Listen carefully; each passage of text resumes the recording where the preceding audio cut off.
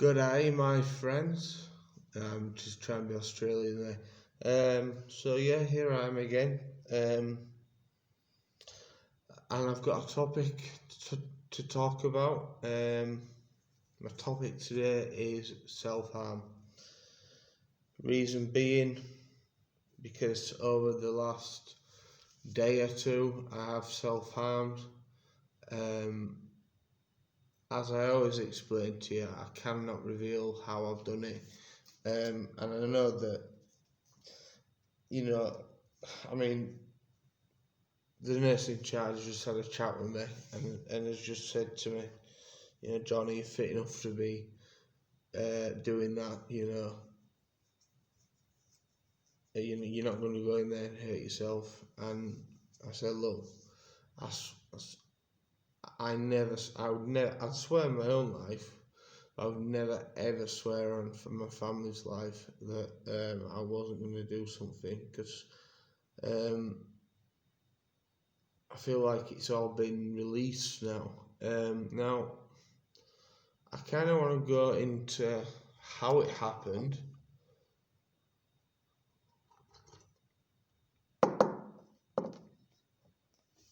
Number one, how it happened, why I didn't seek help, and how I'm dealing with it now. They're the three big ones, looking back, because basically I bandaged up my own stuff, and obviously staff have noticed. The nurse wanted to look. I said no, and she respected that. Now, you'll have known I've been, again, I can't go into too much detail because I keep going about the contract without where I am that I can't reveal. But long story short, I have been, for the last 12, 13 days, extremely anxious. My suicidal thoughts have gone up, and my self-harm urges have gone up, and it's all because of an issue with one staff member. And I'm very acutely aware that in life you can't get on with everyone. Now, it's not like that with this person. It's somebody that I got on with extremely well, but one night they were just that way out. So I tried using the skills that I'd been taught by my DBT therapist, and I wasn't even given the opportunity, and that upset me, because I wanted to A, explain how I was feeling, B, get their version of why, and 3, just to talk it out. And then I was supposed to see the manager, and they didn't come and see me, and one thing and another spiraled out of control. And the actual self-harm was impulse, and it was opportunistic. Is that even the word? I didn't plan it. I was just shocked that I ended up in a position where I could do this, basically. Now, once the impulse kicked in and I self-harmed, people who follow me closely know that I'm not a superficial self-harmer. I can't be a superficial self-harmer. And this particular form wasn't really. It released some of the dirty oil from the car, so to say, but it didn't release everything. But I do feel better for doing it, and I feel better now that the nursing team are aware, even though I did bottle it up for 2 days. But once the opportunity came, which I wasn't looking for, you do it just like anything else, gambling, drink, you name it, and then that's when the planning then comes into place, and then you're not satisfied with just doing that once. You know, keep doing it and doing it and doing it. But it was getting to the point where I couldn't hide it. And yeah, I should have come forward sooner, looking back. But, I mean,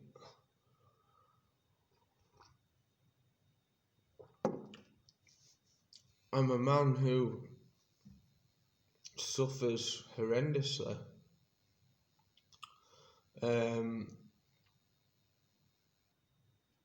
with these types of behaviours, and I'm working very hard to try and eliminate them. Now, I've been told to eliminate them isn't realistic, but to try and cut down or try and minimise them is realistic, so it doesn't get to a bad stage. Now,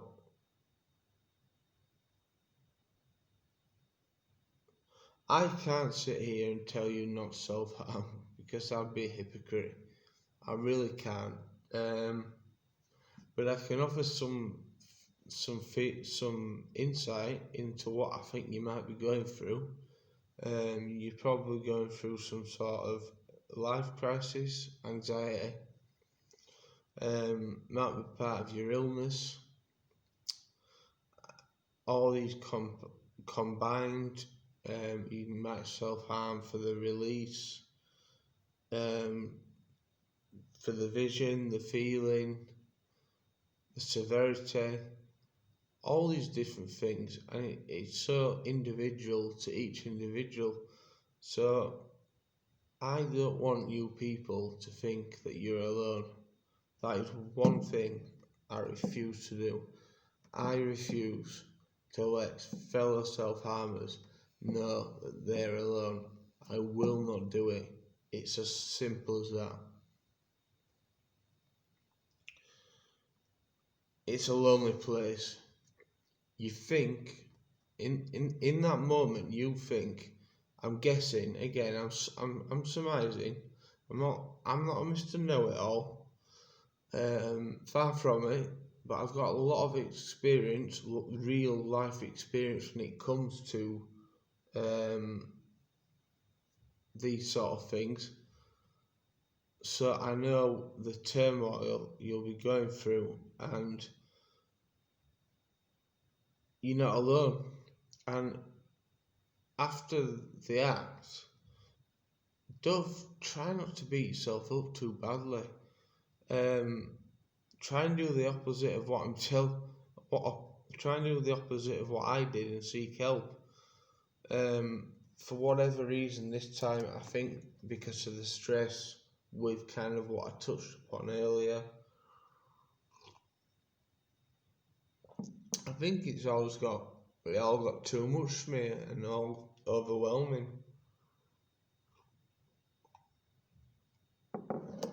And I've lapsed. And my key worker refuses to let me use the word relapse. He didn't like it.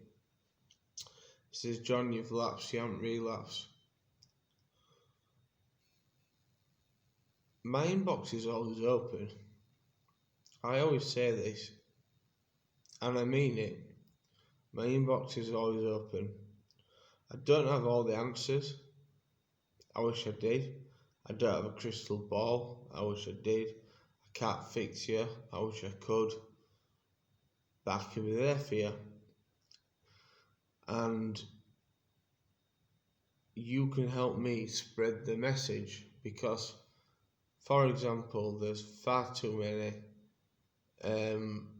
men dying of suicide. It's the biggest killer of men under 45.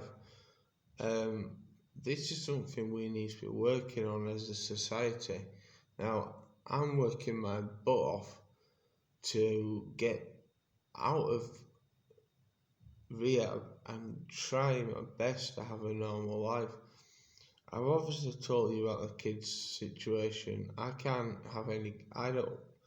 It's not that I don't want kids. I would love nothing more than to have kids. I just feel it'd be selfish bringing them into the world, knowing my sort of state of mind or what it could be like if you know what I've been gardening today. I've got insect bites absolutely everywhere. I don't even know what I don't know what they are, if mosquitoes or what. But anyway, again, John Whitehead goes off on a tangent, shock. But yeah,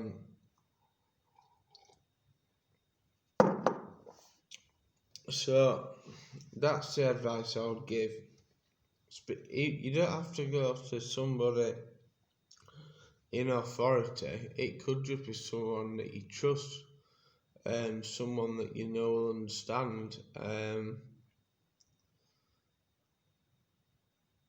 If you're in a place like I am, I would always encourage you to go and speaking to the staff, which again is a very difficult thing for me to do.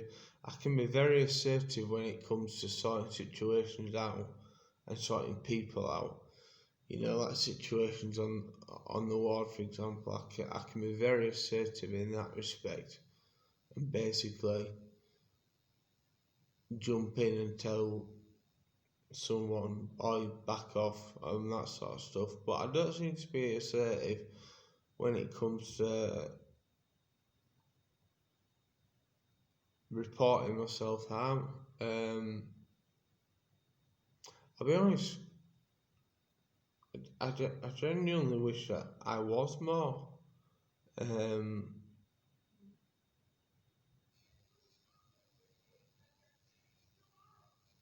I genuinely wish that I was more, what's the word I'm looking for, forthcoming after the event, because what's happened has kind of transpired over a couple of days, and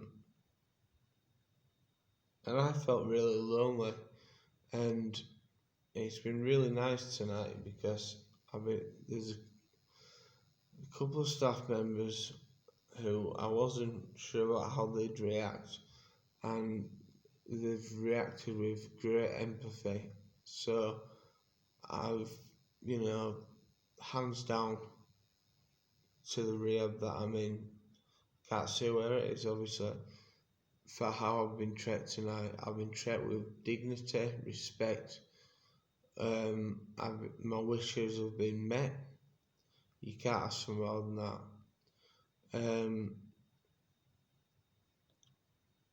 I suppose I'm just going to have to accept you can't please everyone, and if someone's going to be ignorant, then don't stoop to their levels. And again, I'm going off the tangents on ignorance. But again, ignorance can cause self-harm triggers. We're all individuals, we've all got different triggers. There's millions of triggers out there for different people, and what they get out of self-harm is always different for each individual. I just think that self-harm shouldn't be viewed as a really negative thing. It's a very real thing. It's part of if you are one, it's part of you, and almost make friends with it. When I say make friends with it, I don't mean condone it. Just make friends with it and try and almost look at it like you're in a relationship, that you've had a bit of an argument, you've patched things up, it's time to get back on the saddle, as the saying goes, and crack on. That's my advice, and to be honest with you, I can't sit here and say, on this one that that's not what I am trying to do, because that is exactly what I'm trying to do. I just want to crack on, and I'm gonna do a video tomorrow of the garden. So I've got a few more signs to put up because I've just planted some bulbs that are really caring patient are giving me, and I bought him something back, a little surprise coming tomorrow, which he won't be expecting. But yeah,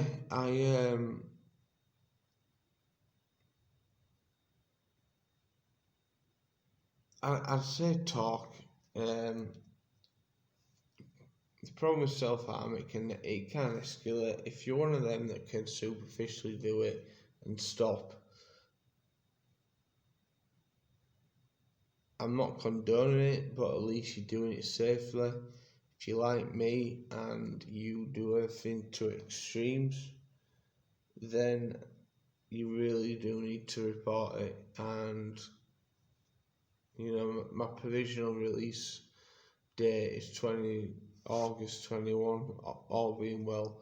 And little incidents like what's gone on over the last 2 days have been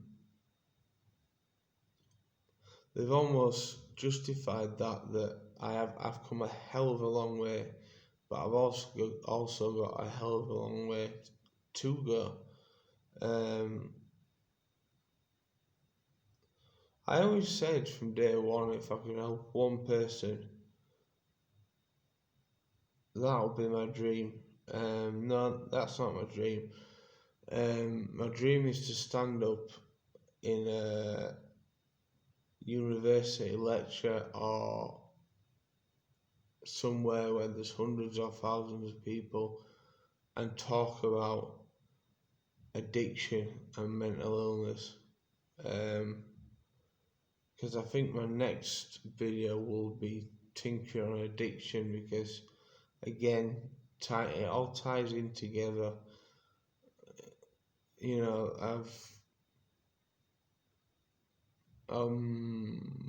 What's the word I'm looking for? I won't go as far as saying screwed up because I've still got money, but I've had a bit of a lapse again. Relapse, not relapse. Probably because of the stress of our situation. But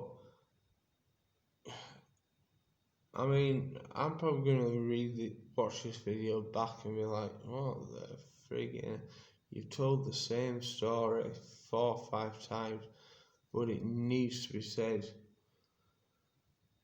Please, if you're self-harming and it's getting too dangerous, please seek help. And when I say seek help, that could just mean speaking to your mate about it. It doesn't have to be, it doesn't have to be a professional or brother or sister you trust, your mum or dad, a grandparent, anyone. But it's a big burden to carry by yourself. It really is. And I know exactly what you're going through, and that was what I wanted to basically say. And it's taken me 19 minutes to basically say the same thing over and over. It's not easy to help yourself sometimes. Sometimes you've gone past that point, sometimes you haven't. Look, I don't sound like a hypocrite, although I probably do, but my aim and my vision is to help people, and if I can help people, they can help people, and so on. It'll be like a multiplier effect. So I just wanted to let you know, as a self-harmer, 1, you're not alone. 2, speak to somebody about it. 3, try not to hide it. I don't have room to talk because that's what I do or tend to do. But it's something that I'm working on. It's a work in progress. I'm a lot better than what I used to be. So I would really appreciate it if you just try your hardest, which I know you all will. So my next video is going to be on addiction, which will probably be tomorrow because my sleep's very sporadic at the moment. I mean, it's the middle of the night and I'm still awake. But yeah, you're not alone. I'm here. Plenty of people are. Drop me a DM if you need to, and I'll reply as quick as I can. And thank you very much for watching again. It means a lot to me.